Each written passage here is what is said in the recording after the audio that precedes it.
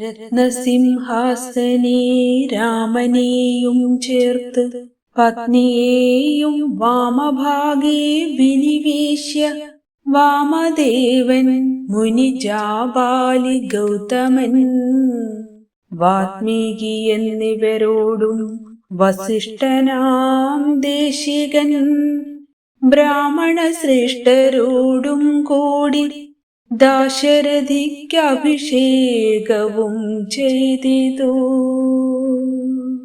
രാമായ ശക്തിയുക്തായ നമോ നമഃ.